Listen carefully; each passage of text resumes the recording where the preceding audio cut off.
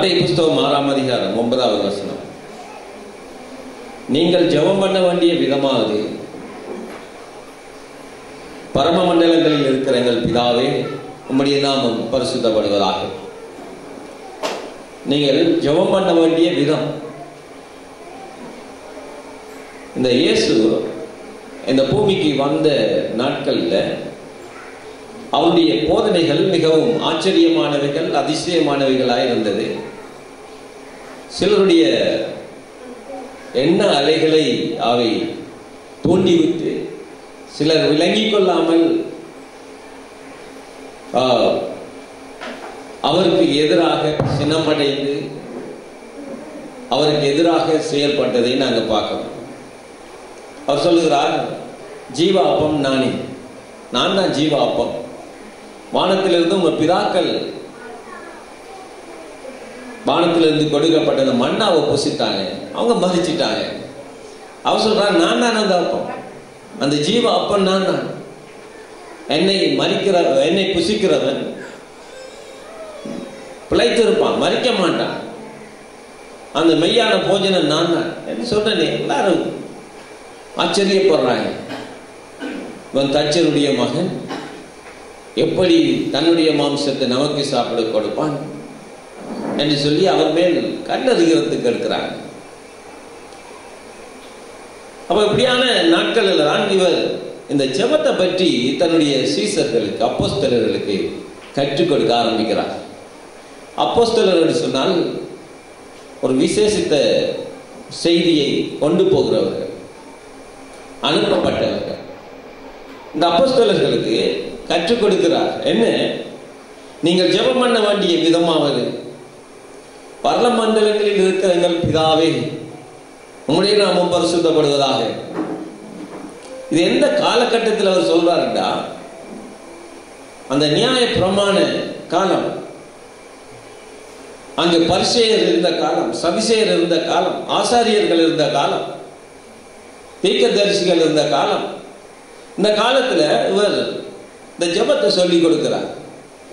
அவங்க எப்படி ஜெபம் பண்ணாங்கண்டா, எலியாவின் தேவனே, ஆபிரகாமின் தேவனே, யாக்கோபின் தேவனே என்று ஜெபிக்கிற நேரம் இப்படி எல்லாம் சொன்னாங்க. எலியாவின் தேவன், ஆபிரகாமின் தேவன், யாக்கோபின் தேவன் என்று அவர் சொன்ன உடனே அப்படிதான் அந்த நாளையில ஜெபம் பண்ணினாங்க. ஆனா இயேசு இந்த எலியாவின் தேவனே, ஆபிரகாமின் தேவனே, யாக்கோபின் தேவனே என்று சொல்றதை விட்டுட்டு அவர் இங்க சிம்பிளா சொல்லி கொடுக்கிறார். என்ன? நீங்க ஜெபம் பண்ண வேண்டிய விதமாவது, பரம மண்டலங்களில் இருக்கிறங்கள் பிதாவே, பரலோகத்தில் இருக்கிறங்கள் பிதாவே என்று சொல்லி ஜெபிக்கிறார். என்ன சொல்றார்? அவர் அப்பா,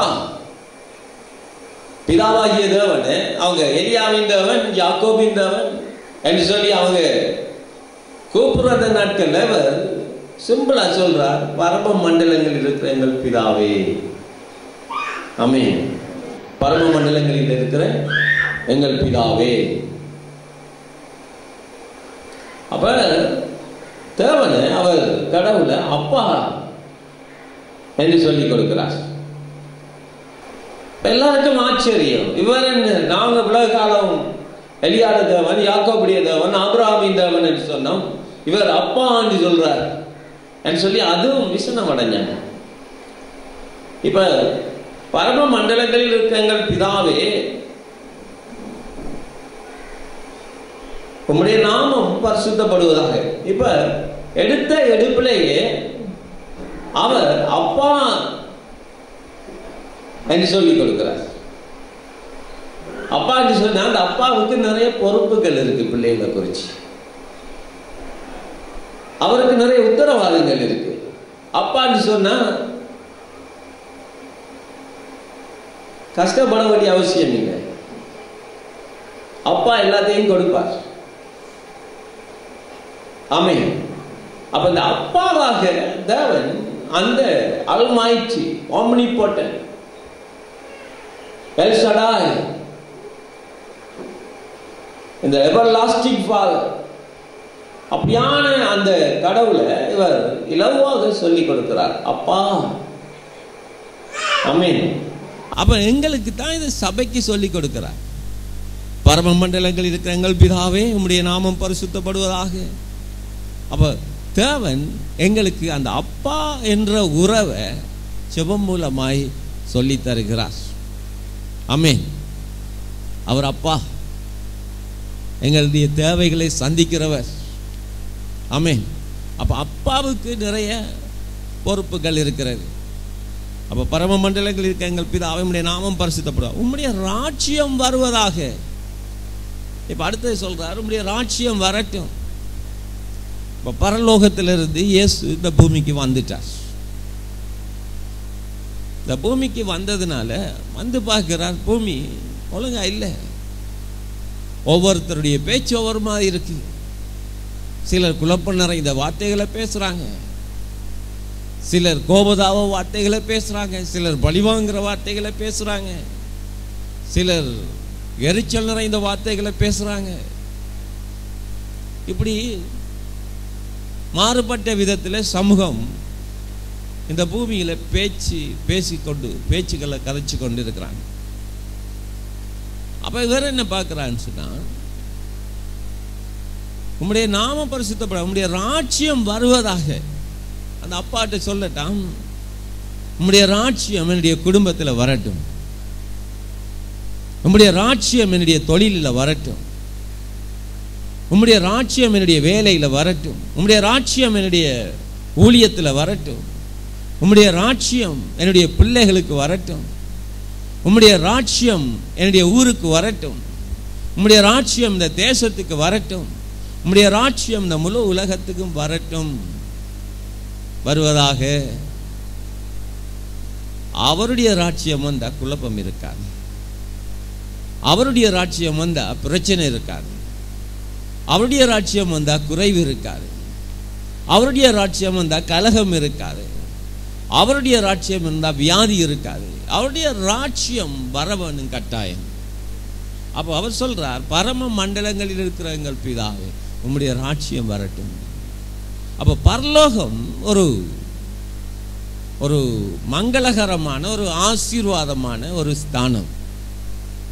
அங்க சண்டை இல்லை, குழப்பம் இல்லை, ஜாதி பிரச்சனை இல்லை, அங்கு வியாதி இல்லை, வறுமை இல்லை, குறைவு இல்லை, அங்க துக்கம் இல்லை, எல்லாம் நிறைந்த ஒரு ஆசீர்வாதமான ஒரு இடம்தான் இந்த பரலோகம். ஆமென். அப்ப அவர் அங்கிருந்து வந்தவர் இங்க பார்க்கிற பூமி அப்படி இருக்கல்ல, பூமியில அப்படியான ஒரு சூழல் இல்லை. ஆகையினால தான் அவர் சொல்றார், பரம மண்டலங்கள் இருக்கிற எங்கள் பிதாவே உம்முடைய ராஜ்யம் வரட்டும். கொண்டு வாங்க ராஜ்யத்தை. எப்படி கொண்டு வரலாம்? வார்த்தையினால். எப்படி? அப்பா, பரம மண்டலங்கள் இருக்கிற எங்கள் பிதா, அப்பா பிதாவே உம்முடைய ராஜ்யம் வரட்டும். ஆமென். உம்முடைய சித்தம் பரம மண்டலத்தில் செய்யப்படுவது போல இந்த பூமியில செய்யப்படுவதாக. உம்முடைய சித்தம், சொல்லுங்க, சித்தம்.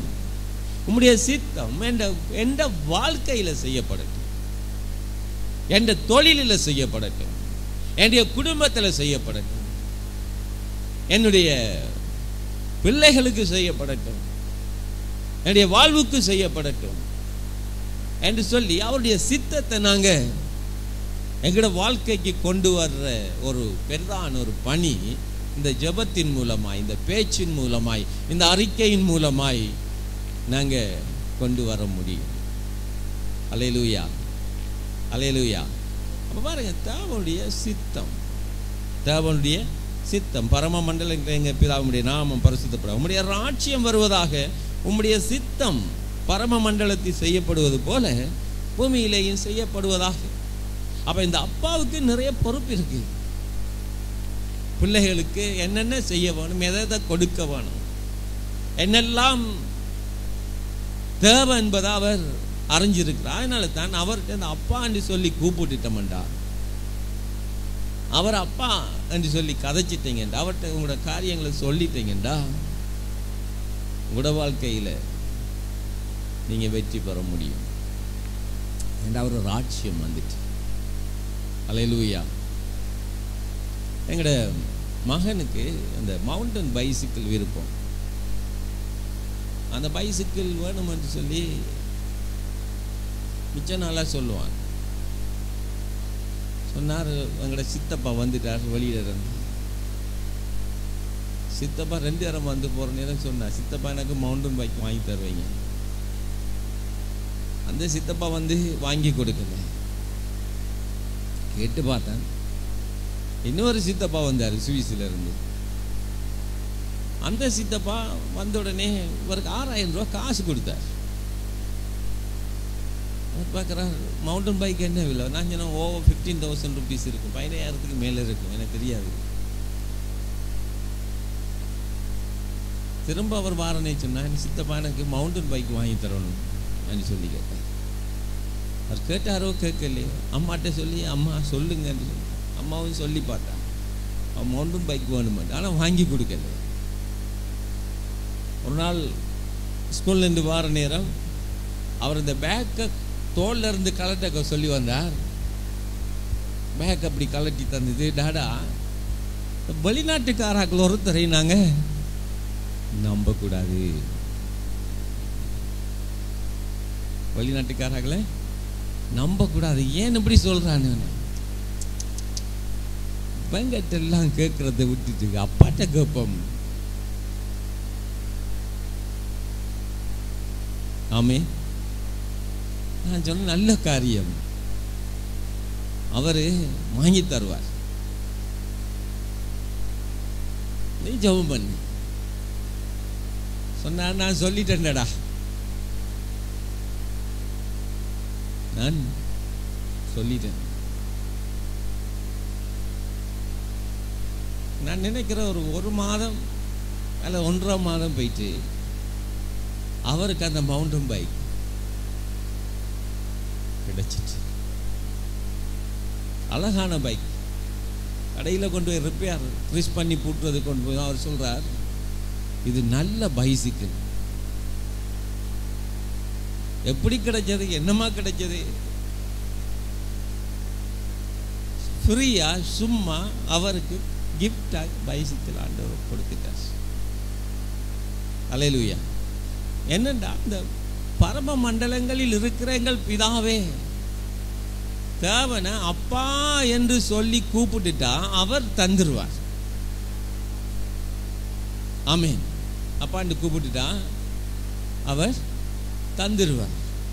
அப்ப அப்பாண்டு கூப்பிடுற அந்த உறவு நமக்குள்ள வரணும். சிம்பிள். அவர் அதனால தான் சொல்றார், நீங்க சிறு குழந்தைகளை போல் மாறாவிட்டால் தம்முடைய ராஜ்யத்துக்குள்ள போக மாட்டீங்க. என்ன சொல்றார்? நீங்க சின்ன பிள்ளைகளை போல இருக்கணும், சிறு பிள்ளைகளை போல இருக்கணும். சிறு பிள்ளைகளை போல நீங்க போய் அவர்கிட்ட கேட்பீங்களாக இருந்தா எல்லாவற்றையும் அவர் உங்களுக்கு அள்ளி தருவார்.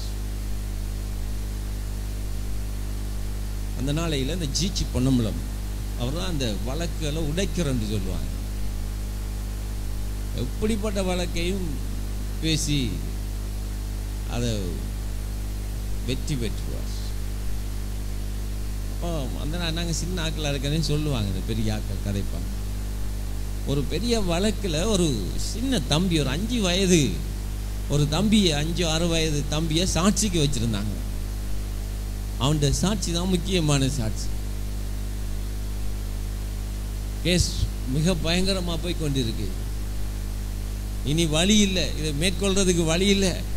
இந்த தம்பிர சாட்சியோட எல்லாம் போக போகுதுன்ற ஒரு சூழ்நிலை வந்தோடனே இவர் என்ன செய்தாராம், இந்த புளியம்பழம் இருக்கு, அந்த புளியம்பழத்தை அப்படியே மெதுவாக எடுத்து அதை உடைச்சி அதுக்குள்ளே இருந்த புளிப்பெல்லாம் எடுத்து போட்டு அந்த புளியம்பழத்துக்குள்ளே சர்க்கரையை அந்த பருப்பில் வச்சு அதை உள்ளுக்கு வச்சாச்சு. வெளியில் இருக்கிற புளிய மரத்திட்ட காய்ச்சிருக்கு. சொன்னாராம், ஜட்ஜிட்ட கேட்டுட்டு எங்களுக்கு ஒரு புளியம்பழம் ஒன்று கொண்டு வரணும், ஒரு ஆள் அனுப்பி அதை நான் கொண்டு வரணும். சரி என்று சொல்லிட்டாராம். ஏற்கனவே செட் பண்ணி வச்சிருந்த புளியம்பழத்தை கொண்டு வந்து அந்த தம்பிகிட்ட கொடுத்தாங்க.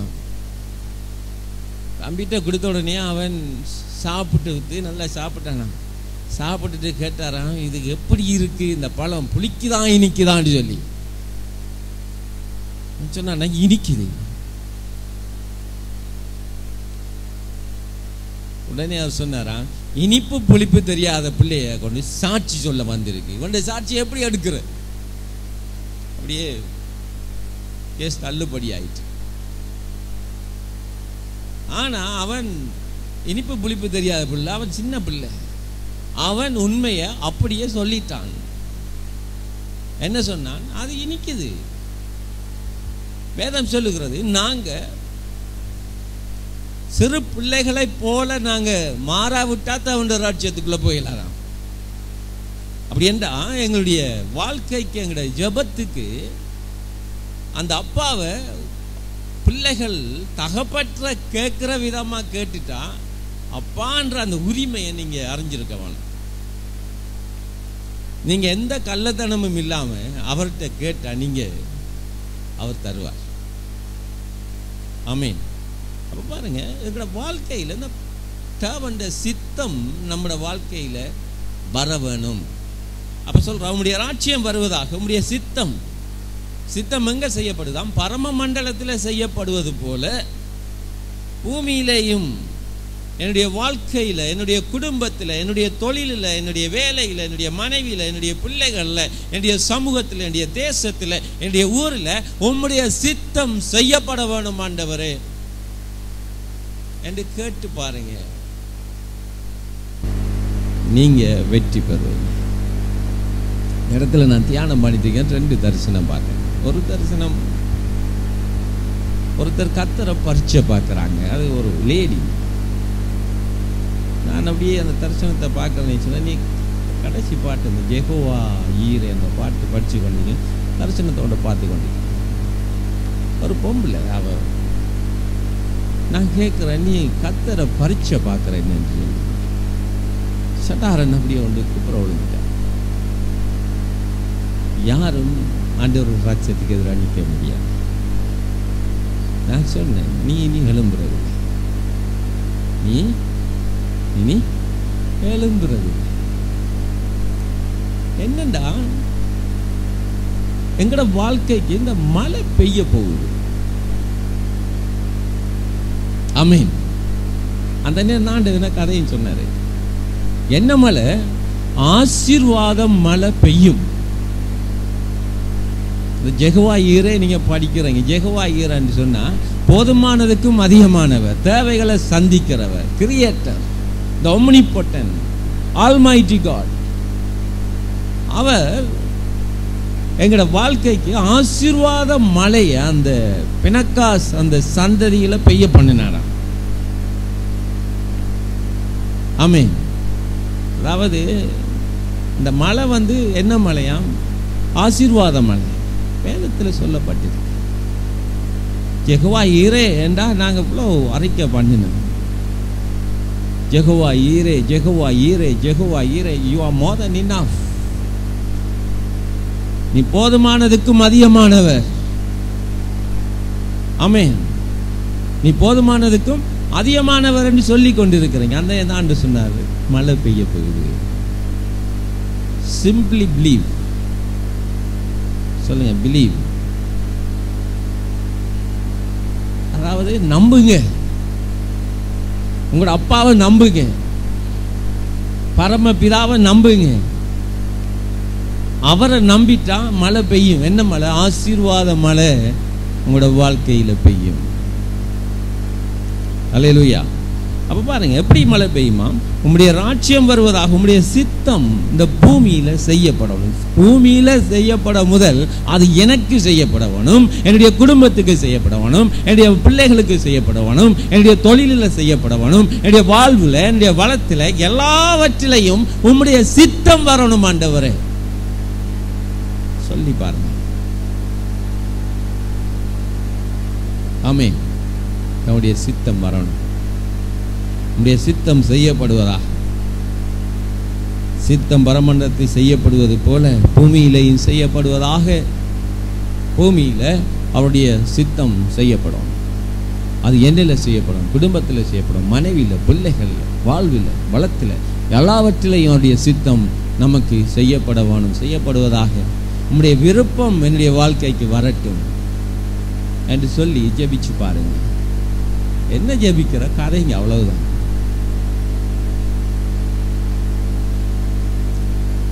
ஆமென். இந்த ஜெபம் என்று வார நேரம் எல்லாரும் இந்த சிங்கக்குட்டியை தாட்சி அடைந்து பட்டினியாய் கிடந்தாலும் கத்தரை தொடுகிற பிள்ளைகளா எங்களுக்கு ஒரு நன்மையும் குறைபடாது என்று சொல்லியிருக்கிறீரே. ஆபிரகாமின் தேவனே, யாக்கோபின் தேவனே, நீ சொல்லியிருக்கிறீரே. அவர் கேட்பார், ஆமா நான் சொல்லித்தான் இருக்கேன், உனக்கு என்ன?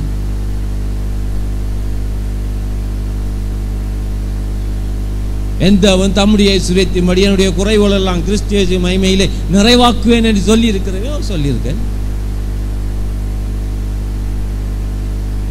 என்ன அதுக்கு என்ன என்ன விஷயம்? சொல்லித்தான் இருக்கிறாரு, செய்வன்னா சொல்லி இருக்கிறார். நாங்க சின்ன பிள்ளைகளை போல மனம் மாறி அவரை அப்பாண்டு கூப்பிட்டு அவர்கிட்ட நாங்க கேட்டுட்டோம்டா அவர் செய்வார். ஆமென், அல்லேலூயா. அப்பா அந்த உறவை மறந்துடாதீங்க. ஆமென். நான் இரவு தூங்குற நேரம் படுக்கைக்கு போனேன். அப்படியே படுக்கையில் சொன்னேன், இன்றைய நாளுக்குரிய தேவைகள் என்னென்ன பரலோகம் எனக்கு டிசைன் பண்ணிக்க, என்னென்ன எனக்கு அவர் கொடுக்கணுமென்று சித்தம் பண்ணியிருக்கு, அதெல்லாம் எனக்கு இன்றைக்கு தாங்க. சாப்பாட்டிலேருந்து எல்லாம் எனக்கு தாங்க. ஆமென், அல்லேலூயா. நாளைக்கு என்ன செய்ய போறோம் சரி, நாளைக்கு தடம் புரண்டுரும் வாக்கு. இந்த ஒரு இதால அந்த கர்த்தரை நம்புற அந்த பணியை விட்டுட்டு நாங்க உலகத்தை நம்புறோம். உலக ராட்சியத்துக்குள்ள நின்று உலக ராட்சியத்தின் சித்தத்தை நாங்க நம்புறபடினால எங்களுக்கு அந்த காரியத்துல தோல்வி நமக்கு வந்துடும்.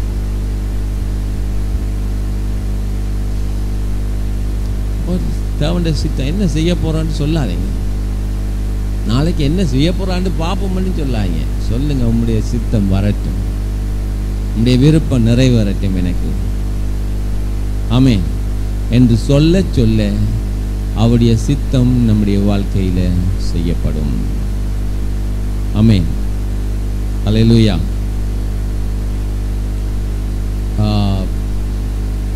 ரோம புஸ்தகம் 12ஆம் அதிகாரம் 2வது வசனம். ஆகையால் நீங்கள் இந்த பிரபஞ்சத்துக்கு ஒத்த வேஷம் தெரியாமல் நன்மையும் பிரியமும் பரிபூரண சித்தம் இன்னதென்று பகுத்தறியத்தக்கதாக உங்கள் மனம் புதிதாகிறதுனாலே மறுரூபமாகுங்கள். ஆமென். நன்மையும் பிரியமும் பரிபூரண சித்தம் இன்னதென்று பகுத்தறியத்தக்கதாக உங்கள் மனம் புதிதாகிறதுனாலே மறுரூபமாகுங்கள். சொல்லுங்க, மனம். சொல்லுங்க, மனம். எண்ணம். சொல்லுங்க, எண்ணம், நினைவு, எங்களுடைய யோசனை, எங்களுடைய சிந்தனை. அப்ப எங்கட எண்ணமும் நினைவும் புதிதாக மாற்றம் அடைய வேணும். ஆமென். எப்படி அந்த பிதா அந்த தகப்பன் எந்த வாழ்க்கைக்கு எல்லா நன்மையும் தருவார். ஆமென் என்று சொல்ற நேரம் அவருடைய சித்தம் நம்முடைய வாழ்க்கையில நிறைவேற்றப்படுகிறது. சொல்லி பாருங்க. இதுக்கு இந்த ஆபிரகாமின் தேவனே, யாக்கோபின் தேவனே, அந்த காலத்துல அப்படிதான் ஜெபம் பண்ணாங்க. இப்ப அப்படியெல்லாம் தேவையில்லை நமக்கு. இறக்கி விடுங்க, ஏறி விடுங்க என்றெல்லாம் சொல்லுவாங்க. இறங்கும். அவர் சொல்ல, நான் உனக்கெல்லாம் இருக்கிறேன். மிச்சம் சமீபமா இருக்காராம். சொல்லுங்க, மிச்சம் சமீபமா இருக்கார். அதாவது எப்படி சமீபமா இருக்கா, ஒரு இன்ச்சு தூரத்துல இருக்காராம். ஒரு இன்ச்சு, மிச்சம் பெரிய டிஸ்டன்ஸ் இல்லை. இந்த மூக்குக்கும் வாய்க்கும் இடையில் அவ்வளவுதான் தூரம். இருதயத்துல விசுவாசிட்டா வாயால பேச்சு வந்துடும். ஆமென். இருதயத்துல விசுவாசிட்டா வாயினால பேச்சு வந்துடும், அறிக்கை வந்துடும். உங்களுடைய சித்தம் என்ற வாழ்க்கையில் செய்வேன். நான் சுகமாயிட்டேன், என்ற தேவையெல்லாம் ஆண்டவர் சந்திக்க போதுமானவராக இருக்கிறார்.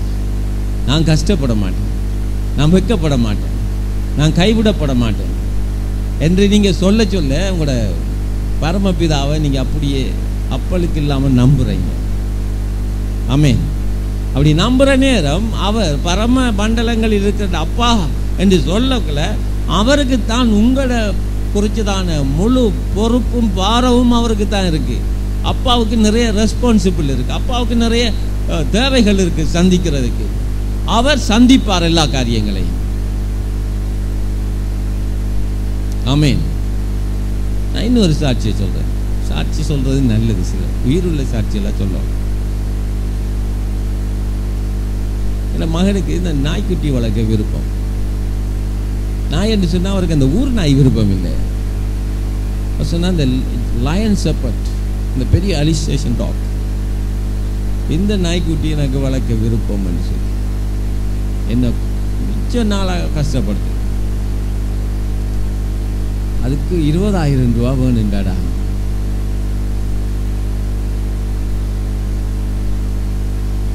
அதெல்லாம் அந்த 6,000 ரூபாய் அவர் கொடுத்த உடனே இன்னும் 14,000 ரூபா வேணுமே, 14,000 ரூபா வேணும். 6,000 தந்துட்டார், சைக்கிளுக்கு இது தந்துட்டார். அதையும் சொன்னேன். நான் சொன்னேன், நீ அவரை விசுவாசி, அப்பாட்ட கேளு, ஏசப்பட்ட ஜெபம் பண்ணு என்று சொல்லி 20,000 ரூபாய் நாக்குட்டி குறியா கிடைச்சிட்டு அவருக்கு. ஆமென். என்னண்டா இந்த அப்பாவுக்கும் பிள்ளைகளுக்கும் அந்த உறவு சரியா இருந்தா கேட்கறதெல்லாம் வாங்கி கொடுப்பீங்க, பிள்ளைகள் கேட்கறதெல்லாம் நீங்க வாங்கி கொடுப்பீங்க. அப்போ பிள்ளைகளுக்கு நல்ல ஈவை கொடுக்கறது தான் உங்களோட விருப்பம். நல்ல ஈவை நீங்க கொடுக்க, நல்ல ஈவு. மீனை கேட்டுதான் நின்று கொள் வாரன் ரெண்டு போய் ஒரு பாம்பை பிடிச்சி கொண்டு கொடுக்க மாட்டீங்க. அப்படிதான் சொல்றார். அப்பத்தை கேட்டால் கொஞ்சம் விரும்பன் மேசையில் வாரன் ரெண்டு போய் கல்லை தூக்கி கொண்டு முன்னால் வைக்க மாட்டீங்க. அப்படியே சொல்றார். உங்களுக்கே அப்படி செய்யக்கூடா, பிள்ளைகளுக்கு இது கல்லை சாப்பிட்றதா, பாம்பை சாப்பிட்றதா, தேளை சாப்பிட்றதா, பல்லியை சாப்பிட்றதுக்கு கொடுக்கலாமா என்று சொல்லி நல்ல பிராய்லர், நல்ல சிக்கன், நல்ல மீன், நல்ல கறியெல்லாம் வாங்கி கொண்டு பிள்ளைகளுக்கு கொடுக்குறீங்க. இப்படி தான் இயேசு சொல்றார். சிம்பிளாக சொல்றார். சொல்லிட்டு சொல்றார், உங்களுக்கே இவ்வளவு கரிசனை பிள்ளைகள் இருந்தா எனக்கு எவ்வளவு கரிசனை இருக்கும். நீங்களே கூட பிள்ளைகளுக்கு இவ்வளவு நல்லதை வாங்கி கொடுக்க நீங்க இருந்தா நான் எவ்வளவு பெஸ்ட் உங்களுக்கு தருவேன். அப்படியே சித்தம் நம்முடைய வாழ்க்கையில வரணும். ஆமென். இதை லேசா விசுவாசிங்க. விசுவாசிக்கிறதுக்கு எருசலேமுக்கு போக தேவையில்லை. போய் தலைமுடியை வலிச்சிட்டு எருசலேம்ல போய் அங்க யோர்தான்ல முழுகிட்டு வரணும். இவ்வளவு பாடு, இவ்வளவு காசு வேணும். சில நேரம் பிரியாக்காட்ட கேட்பீங்க, எருசலேமுக்கு யோர்தான் வரைக்கும் போறதுக்கு எவ்வளவு டிக்கெட், சால்சிட்ட கேட்பீங்க. சால்சிட்ட அவங்க சொல்லுவாங்க 60,000 70,000 வரும். இவ்வளோ காசிக்கு எங்கே போகிறது? சித்தம் எங்களோட வாயில, எங்களோட இருதயத்தில், எண்ணத்தில், நினைவில் வரணும். ஆமென். எண்ணம் நினைவில் வந்துட்டா நீங்க நல்லா இருப்பீங்க. ஒரு காரியம் சொல்றேன்னுடா, பரலோகத்தில் தரித்திரம் இல்லை, வறுமை இல்லை.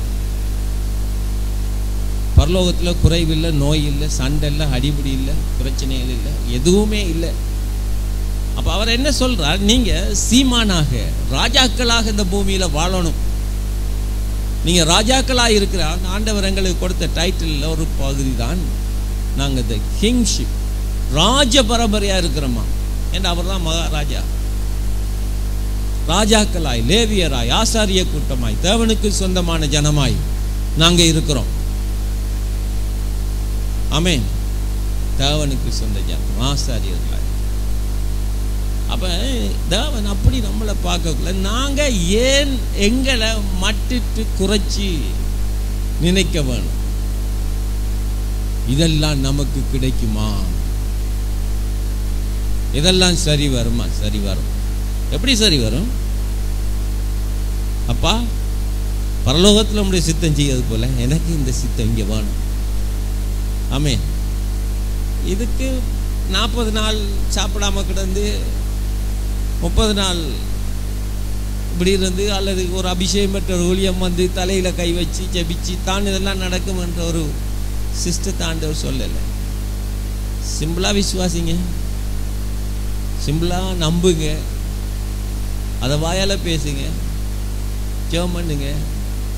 அதுக்கு ஒரு சீல் இருக்கு, இயேசுவின் நாமத்தினால ஆமென் ஆமென் என்று சொல்லக்கல அந்த அப்படியே வருகுதான். பாருங்க, உம்முடைய ராட்சியம் வருவதாக உம்முடைய சித்தம் பரமண்டலத்திலே செய்யப்படுவது போல பூமியிலேயும் செய்யப்படாது. எங்களுக்கு வேண்டிய ஆகாரத்தை என்று எங்களுக்கு தாரும். மனுஷனுடைய தேவைகள்ல பெரிதான தேவை உணவு உடை. உணவு உடை இது ரெண்டும் பெரிய தேவை. சொல்லுவாங்க இந்த ஒரு சான் வயிற்றுக்கு, இந்த ஒரு சாண வயிறு, நம்மட வயிறு ஒரு சாண அளந்து விரிச்சு பார்த்தீங்கன்னா அது இருக்கும் அடிக்கணக்கில். ஒரு சான் இல்லை, பெரிய வயிறு. இப்போ ஒரு சான் வயிற்றுக்கு இவ்வளவு பாடுபட்டு கஷ்டப்பட்டு மாடா உழைச்சி நாருந்தோலுமா வந்து இப்படி கஷ்டப்பட்டு சாப்பிட வேண்டியிருக்கு. ஆனால் பரலோக ராஜ்யம் அப்படி சொல்லலை. அப்பாவை நம்புங்க, ஆமென், உங்களோட காரியங்கள் எல்லாம் வாய்க்கும். தேவனுடைய சித்தம் உங்களோட வாழ்க்கையில் செய்யப்படும். தேவன் இலகுவாக்கிடுவார், வாழ்க்கையை ஈஸி ஆக்கிடுவார், இலகுவா மாறிடும். நம்மளோட வாழ்க்கை இலகுவா வந்துடும். அந்த சராசரங்களை சிருஷ்டித்த கர்த்தர் பிள்ளைகள் என்று ஒரு சிறு கூட்ட ஜனம் அவரை நம்பித்து அவரை இருந்துட்டு நாங்கள் இங்கே தரித்திரத்திலையும் வறுமையிலையும் கஷ்டத்திலையும் குறைவிலையும் இப்படி ஓடையிலார். அவர் பலமுள்ளவனுக்காயிலும் பலமற்றவனுக்காயிலும் உதவி செய்கிறது அவருக்கு லேசான காரியம். சொல்லுங்க, லேசான காரியம். நாங்கள் தான் கடினம் என்று சொல்கிறோம். லேசான காரியம். எங்களுக்கு வேண்டிய ஆகாரத்தை என்று எங்களுக்கு தான். எங்கள் கடனாளிகளுக்கு நாங்கள் மன்னிக்கிறது போல எங்கள் கடன்களை எங்களுக்கு மன்னியும். இது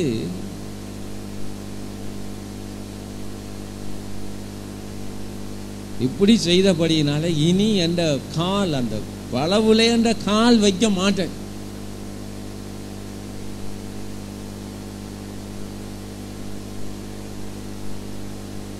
காலவுல ஆசீர்வாதம். இனி அந்த அடைப்புகளையும் கால் வைக்க. இது இந்த ஹெவன்லி பரலோக சிந்தனை இல்லை. இது பரலோகத்தினுடைய ஒரு செயல்பாடும் இல்லை, பரலோகத்தினுடைய ஆசீர்வாதமும் இல்லை. இது இந்த பூமிக்குரிய சிஸ்டம். அந்த சிஸ்டத்துல இருந்து தேவனுடைய சிஸ்டத்துக்குள்ள மாறிட்டோம். ஆனா அந்த மனம் இன்னும் மாறல. அந்த ஜென்ம சுபாவம் நமக்குள்ள இருந்து கொண்டுதான் இருக்கு. அதனால தான் சில நேரம் நாங்கள் ஆளுக்கால் பகைகள், விரோதங்கள், குழப்பங்கள், போட்டிகள், மன்னிக்க முடியாத தன்மைகள், அந்த பழைய சுபாவம் அங்கே கொஞ்சம் கொஞ்சம் இழுக்குது. இழுத்து கொண்டு போய் என்ன செய்யுதுன்னு சொன்னால் அந்த தேவர் ராட்சியத்தினிலே இருக்கிற அந்த ஆசீர்வாதத்தை நாங்கள் பெற்றுக்கொள்வதற்கு இது தடை பண்ணுது. அதனால தான் நான் ஏற்கனவே சொன்னேன், நீங்கள் இந்த பிரபஞ்சத்துக்கு ஒத்த வேஷம் தெரியாமல் நன்மையும் பிரியமும் பரிபூரண சித்தம் என்ன என்று பகுத்தறியத்தக்கதாக ஆண்டவருடைய பரிபூரண சித்தம் என்ன என்று பகுத்தறியத்தக்கதாக மனம் புதிதாகிறானே. உங்களுடைய எண்ணம் புதிதாகிறதுனாலே, உங்களுடைய சிந்தனை புதிதாகிறதுனாலே, உங்களுடைய இருதயம் புதிதாகிறதுனாலே மறுரூபம், உங்களுடைய ஆத்துமா புதிதாகிறதுனாலே மறுரூபமாகுங்கள். ஆமென். பரவாயில்ல, ஏதோ பிள்ளை தெரியாம காய்ச்சிட்டு ஏதோ டென்ஷன்ல இருந்து பிரச்சனை இல்லை, மன்னிச்சிடுவோம். அதுக்காக இந்த எண்ணம் சொல்ற நினைவு சொல்ற கதைகளை எடுத்துட்டு நம்மட காலை கொண்டு போய் அங்க வைக்க மாட்டேன் எடுத்து நின்றா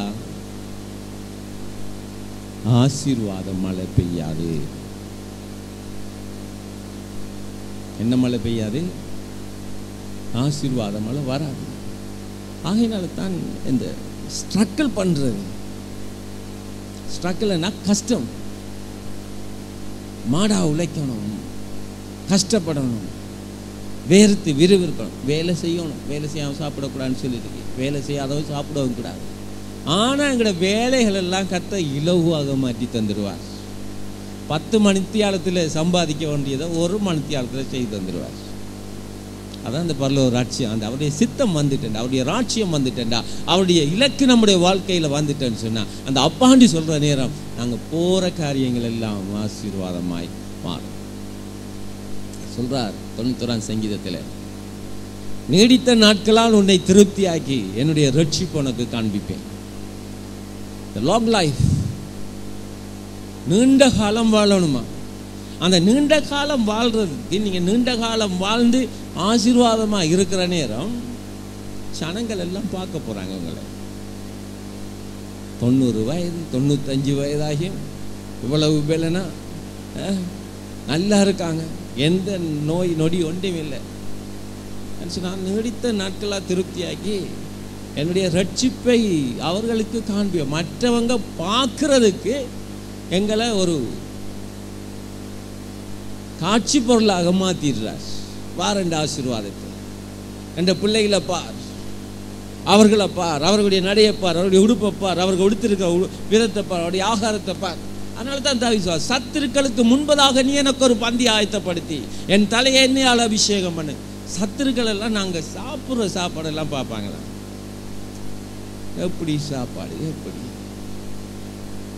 அதாவது நல்ல ஒரு கொழுமையான ஒரு போசாக்கான ஆகாரத்தை கூட தருவோம்னு சொல்றார். சத்துருக்கள் எல்லாம் பார்ப்பாங்க. அப்படிப்பட்ட தேவன் தான் சொல்றார், அப்பான்னு நம்புங்க. ஆமென். அப்பான்னு சிம்பிளா நம்புங்க, விசுவாசிங்க. கடனாளிகளுக்கு மன்னிக்கிறது எங்க கடன்களை மன்னி. அப்ப என்ன சொல்றாரு? தப்பு செய்தா மன்னிச்சிருங்க. இந்த பரலோகத்தினுடைய தேவனங்களை மன்னிச்சிட்டார். அந்த சாயல், அதாவது பரலோக மனப்பக்குவம், பரலோக மனப்பான்மை நமக்குள்ள வந்துட்டு. சொல்லுங்க, வந்துட்டு. அதாவது பரலோக மன எண்ணம், பரலோகத்தினுடைய அந்த அந்த மனப்பக்குவம், மனப்பான்மை நமக்குள்ள வரணும். ஆமென். பரலோகத்தின் மனப்பான்மை வந்துட்டா வாழ்வில் வெற்றி நிச்சயம். முந்த நாள் இங்கால அந்த புதூர் அந்த பக்கத்தில் 28 வயது கணவன், அவருக்கு வயது குறைஞ்சது மனைவிய, அந்த பிள்ளைய கத்தியால குத்திட்டான். பிள்ளைய குத்தி மனைவிக்கு அடித்து அந்த மனைவி கை குழந்தையை தூக்கிட்டு கிணத்துக்குள்ள குதிச்சு 4 பேர் இப்படி ஐசியூவில் இருக்கிறாங்க. அதில் பிள்ளை செத்துச்சு. ஒரு ஆள் கவலைக்கிடமாச்சு, 2 பேர் தான் தப்புவாங்க போல. இது எந்த ராஜ்யத்தினுடைய மனப்பான்மை?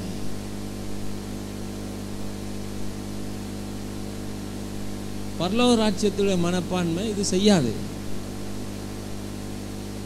பரலோக ராஜ்யத்துடைய மனப்பான்மை மன்னிக்கிற மனப்பான்மை. பரலோக ராஜ்யத்துடைய மனப்பான்மை குணமாக்குற மனப்பான்மை, சார்ந்து போற மனப்பான்மை, ஒத்து போற மனப்பான்மை, கூடி வாழ்ற மனப்பான்மை. கூடி வாழ்ந்தா கோடி என்ன உண்டா? நன்மை உண்டு. அப்ப தேவை பாருங்க, அந்த பரலோக ராஜ்யம் இப்படி நமக்கு டிசைன் பண்ணிட்டாங்க. வாழ்க்கையை இப்படி இப்படியாக நீங்க என்ன நம்புங்க, என்ன விசுவாசிங்கன்னு சொல்லி செட் பண்ணிட்டார். அதுக்கு நாங்க எங்களோட வாய் எடுத்து அப்பாட்ட கேட்டு பெற்றுக்கொள்றது பெரிய ஆசீர்வாதமா இருக்கும். ஆமென். 7வது வசனம் சொல்லுது, அன்றைய நீங்கள் ஜெபம் பண்ணும்போது அஞ்ஞானிகளைப் போல வீண் வார்த்தைகளை அளப்பாதையுங்கள். சொல்லுங்க, வீண் வார்த்தை. சொல்லுங்க, வீண் வார்த்தையை அளப்பவனாதான். நாங்க கணக்கை கதைச்சிட்டா இன்னும் அவர் கேட்டுருவாருன்னு அப்படி இல்லை. வீண் வார்த்தை பேசாதீங்கன்றாங்க. ஆமென். அல்லேலூயா. அப்போ எங்களை சோதனைக்கு படுத்த பண்ணாமல் தீமை நின்று எங்களை ரட்சித்துக் கொள்ளும். ராட்சியமும் வல்லமையும் மகிமையும் என்றென்றைக்கும் உங்களுடையதே. கர்த்தர் சோதிக்கிறாரு. இது கர்த்தருடைய சோதனையின் காலம். கர்த்தர் சோதிக்கிறவர் அல்ல, பிசாசானவன் தான் சோதிக்கிறவன். எதுக்கு சோதிக்கிறவன்? எங்களை அப்படியே தரத்துற பஞ்சப்பட்டியா அப்படியே நடத்துறதுக்கு தான் நான் அவன்கிட்ட விருப்பம். நாங்கள் அப்படி இல்லை. நாங்கள் ராஜாவுடைய பிள்ளைகள். ஆமென். ராஜாவுடைய பிள்ளைகள். நாங்கள் என்ன செய்ய வேணும்? அவன்கிட்ட கேட்கணும், ஆண்டவரே இன்றைக்கு எனக்காக உம்முடைய பாதுகாப்பு, உம்முடைய செக்யூரிட்டி, உன்னுடைய அந்த பாதுகாப்பு என்னோட கூட இருக்கணும். ஆமென். எத்தனை பேர் சொல்லிட்டு போறீங்க, இன்றைக்கு உம்முடைய பாதுகாப்பு எனக்கு வேண்டும் ஆண்டவரே, என்ன எல்லா தீமையிலிருந்து இன்றைக்கு என்ன பாதுகாத்துக்கொள்ளுங்க. சொல்ல வேண்டியவரை நம்புங்க. யார்கிட்ட சொல்றீங்க? அப்பாட்ட சொல்றீங்க. என்ன தீமையிலிருந்து காத்து கொள்ளும். தீமை என்ன அணுகக்கூடாது, எனக்கு பொல்லாப்பு வரக்கூடாது, வாதம் வரக்கூடாது. ஆமென். என்ற கூடாரத்தில் அணுகக்கூடாது, வாதை என் கூடாரத்தை அணுகக்கூடாது, பொல்லாப்பு எனக்கு நெருங்கக்கூடாது. என்ன தீமை நின்று காத்துக்கொள்ளுங்க, ரட்சித்துக் கொள்ளுங்க என்று ஒவ்வொரு நாளும். இது படுக்கையில் நீங்கள் இதுக்கு நட்ட முழங்கால நின்று நிற்கணும் ஒரு மனத்தியால் அப்படி எல்லாம் சொல்லலை. சொல்லுன்னா சொல்லிக்கார் வாயால்.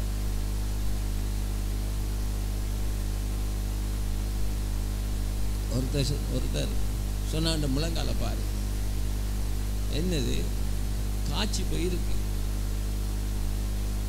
அதாவது முழங்கால் யுத்தம் பண்றதான். முழங்கால இருந்து நானும் ஜெபிக்கிறது தான். ஆனால் கூடிய பகுதி நான் முழங்கால நிற்கிறது இல்லை. முழங்கால இருந்து ஜெபிப்பேன், நான் இருந்து ஜெபிப்பேன். சில காரியங்களை படுத்துக்கொண்டே ஆண்டவர்கிட்ட சொல்லுவேன், அப்பா இப்படி தான். அப்போ தேவனோட எல்லா சூழ்நிலையிலும் நாங்கள் கம்யூனிகேட் பண்ண முடியும், தொடர்பு கொள்ள முடியும். ஆமென். சரியா பேசிட்டீங்கடா அவர் கேட்பார். ஆமென்.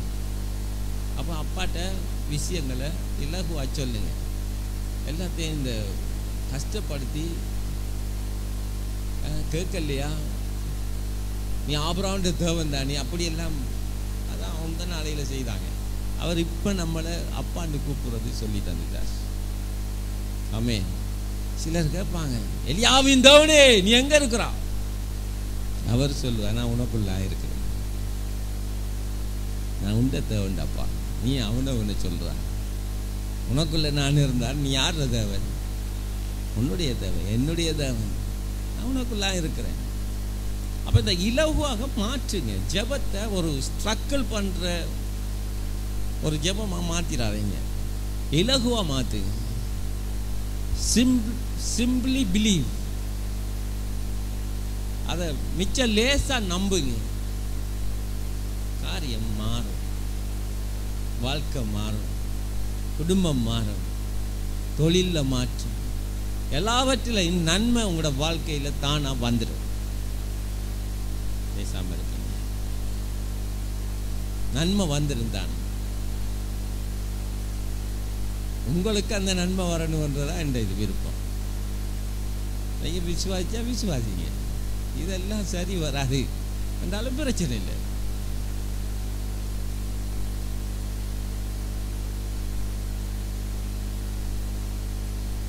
சில நேரம் இப்படி ஆண்டவரோட கோபிக்கிறது. இந்த தசமாவும் கொடுக்குற லிஸ்ட் எல்லாம் வச்சிருக்கிறோம். பார்க்குற சில நேரம் இந்த தசமம் அப்படியே பிளாங்காக இருக்கும். 4, 5, 6 மாதம் அப்படி இருக்கும். என்ன, நான் அவர்கிட்ட ஒரு சபதம் ஒன்று பண்ணியிருக்கேன், நான் அவ்வளோ நாள் கொடுத்தேன்னா எனக்கு இன்னும் செய்யலை, செஞ்சால் தான் கொடுப்பேன். நம்மட வாழ்க்கையில் நாற்றம் அடிக்க அல்லது குறைவுபட அல்லது வேதனைப்பட அவரை போய் கோவிச்சிடாதீங்க. அவர் அப்பா தான்.